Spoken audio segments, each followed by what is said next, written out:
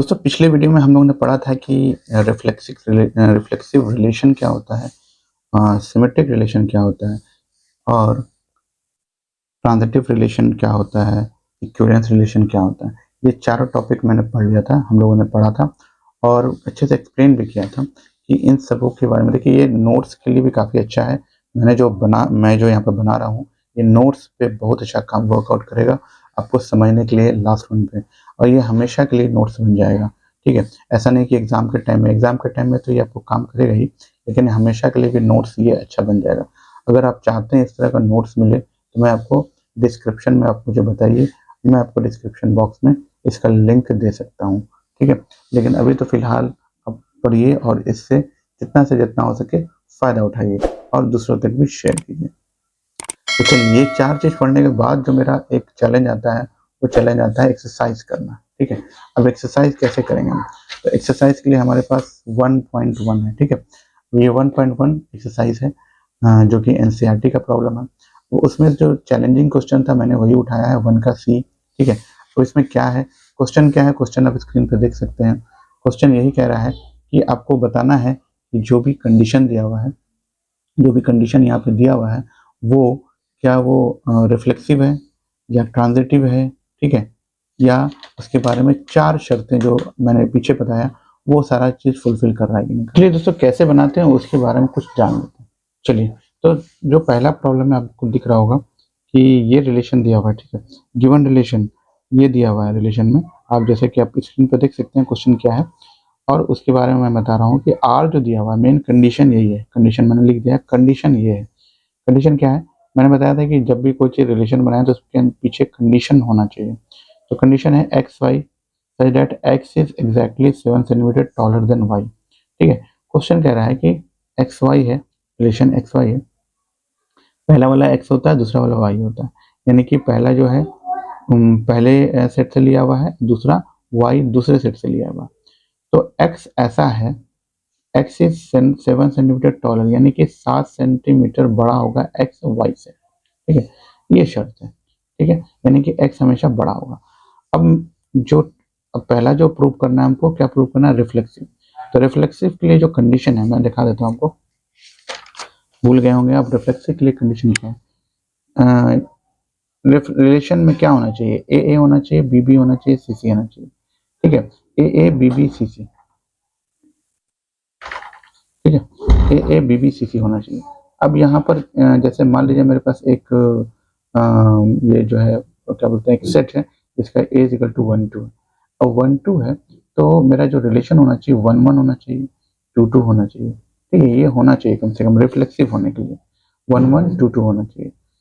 तो चलिए देखते हैं कि इस तरह का है कि नहीं।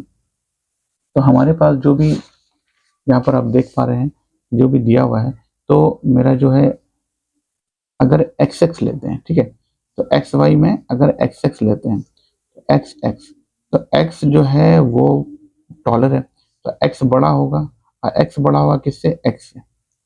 तो क्या एक्स बड़ा होगा एक्स से, ऐसा हो सकता है क्या? दोनों तो सेम सेम है। कोई आदमी अपने आप से बड़ा हो सकता है? नहीं, खुद ही है ना, मतलब कि सेम सेम है।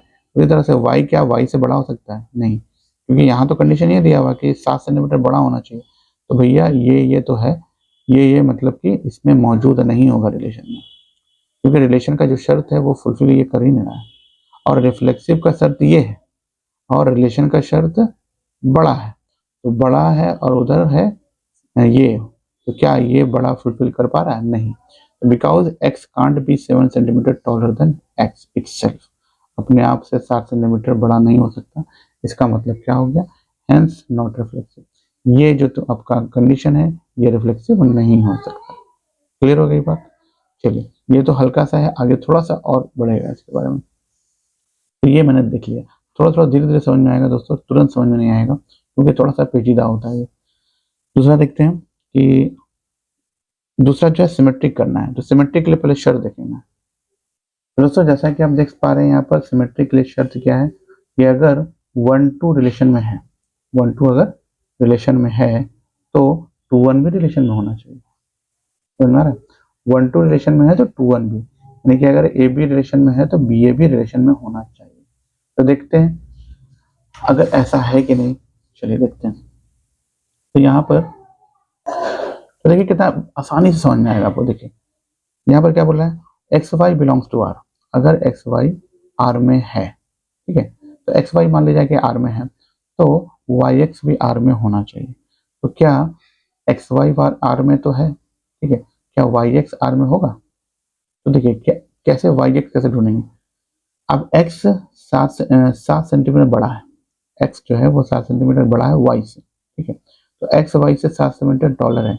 अब उल्टा लेना है, वाई एक्स भी लेना है, तो वाई एक्स से 7 सेंटीमीटर टॉलर नहीं हो सकता। भाई वाई कैसे बड़ा हो सकता है? जब एक्स बड़ा है वाई से तो वाई थोड़ी ना एक्स से बड़ा हो जाएगा। ये बात समझ में आ रही है? तो जब एक्स वाई आपका आर में है तो वाई एक्स आर में नहीं होगा, तो लिखेंगे हैंस नॉट सिमेट्रिक, क्योंकि नहीं है, शर्त तो फुलफिल नहीं कर रहा है। शर्त जो आपका सिमेट्रिक का है कि 1 2 बिलोंग्स टू आर है, तो 2 1 भी बिलोंग्स टू आर होना चाहिए।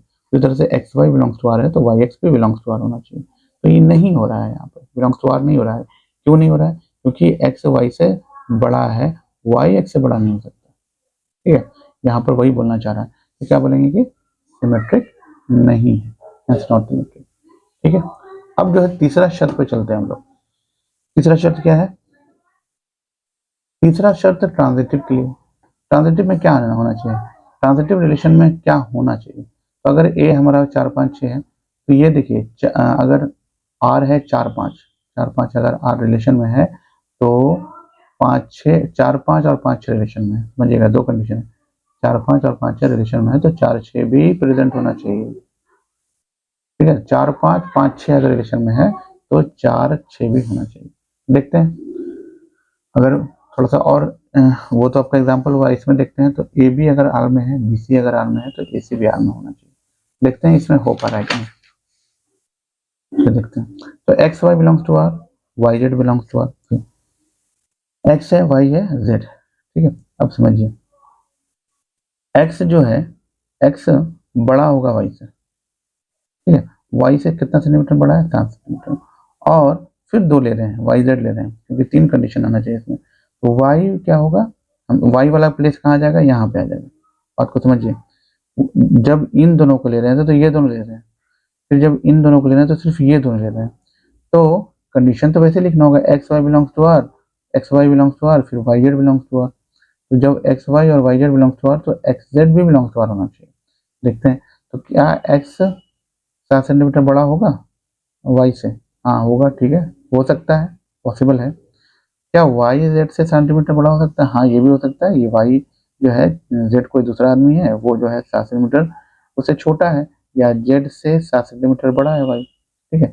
तो क्या अगर ये दोनों ठीक है सब चीज, तो क्या एक्स 7 सेंटीमीटर बड़ा हो सकता है इससे, तीसरे वाले से, जेड से?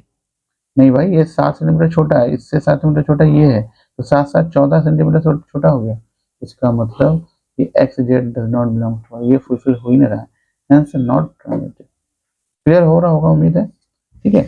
ये जो एक्स है वो जेड से 7 सेंटीमीटर नहीं भाई, 14 सेंटीमीटर। देखिए 7 इतना हुआ और 7 इतना हुआ और 7 इतना हुआ, 7 7 14 सेंटीमीटर, ठीक है। तो क्या लिखेंगे? Hence not transitive. अब आखिरी वाला दाव देखते हैं। तीसरा कंडीशन था इक्विवेलेंस रिलेशन, जिसमें बोला था कि अगर रिलेशन रिफ्लेक्सिव होगा, सिमेट्रिक होगा, ट्रांजिटिव होगा, तीनों ही अगर यस होगा तब ये इक्विवेलेंस रिलेशन कहलाएगा। तो तीनों यस होगा तब तो, यहाँ तो नो हो रहा है। इसका मतलब कि ये जब तीनों मेरा यस नहीं हो रहा है, इसका मतलब क्या हो गया, ये ट्रांजिटिव भी, सॉरी इक्विवेलेंस भी नहीं है। क्लियर हो गई बात? चलिए एक और एग्जाम्पल लेके आपको सिखाते हैं। उम्मीद है ये वाली बातें आपको समझ में आ गई। बहुत ही मजेदार जो है क्वेश्चन, वो बहुत मजा आने वाला आपको, आप रिलेट कर पाइएगा। क्वेश्चन का शर्त यहाँ दिया हुआ, ये है शर्त, मेन मुद्दा ये है, क्या है? X y such that x is wife of y. X y एक दो आदमी है, ठीक है, यहाँ पर आदमी गिन रहे हैं, समझने में आसानी होगा। एक्स क्या है? X wife, x is wife of y. X क्या है? वाइफ है, किसकी? वाई की। तो वाई की पत्नी एक्स, यानी पहले पत्नी है फिर उसका हस्बैंड। ये देखिए, वाइफ एक्स है, हस्बैंड वाई। तो हस्बैंड मेल हो गया, सही बात है, और वाइफ जो है वो फीमेल हो गई। अब यहाँ देखिए, रिफ्लेक्सिव होने के लिए, तो अब जो रिफ्लेक्सिव का कंडीशन है कि एक्स एक्स होना चाहिए, वाई वाई होना चाहिए, जेड जेड होना चाहिए, ठीक है, इस तरह का होना चाहिए कि एक्स एक्स होना चाहिए, वाई वाई होना चाहिए, ठीक है, जेड जेड होना चाहिए। तो खैर जेड जेड को हटा भी लेते हैं तो एक्स एक्स वाई वाई होना चाहिए। तो एक्स मतलब क्या, वाइफ, और फिर एक्स मतलब क्या, फिर वाइफ। तो ये वाला जो है क्या लिखा हुआ है, ये वाला हस्बैंड है, ये वाला वाइफ है। तो क्या वाइफ खुद की हस्बैंड हो सकती है? क्या वाइफ, ये वाइफ है ना, वाइफ खुद की हस्बैंड हो सकती है? क्योंकि इधर वाला पार्ट हस्बैंड होगा, नहीं हो सकता।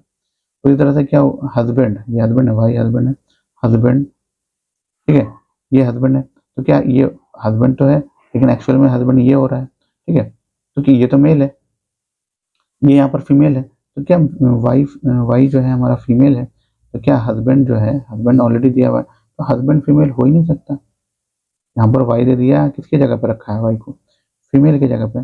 तो क्या फीमेल जो है हस्बैंड हो सकती है? ठीक है, पहली बात तो ये ऑलरेडी ये मेल हो गया, मेल तो फीमेल हो ही नहीं सकती, मतलब ये तो ऑलरेडी नहीं हो सकता। ठीक है, दोनों हस्बैंड ही है, हस्बैंड हस्बैंड का वाइफ हस्बैंड कैसे हो जाएगा? तो ये क्या होगा, नॉट रिफ्लेक्सिव, ये बिलोंग्स टू आर नहीं होगा।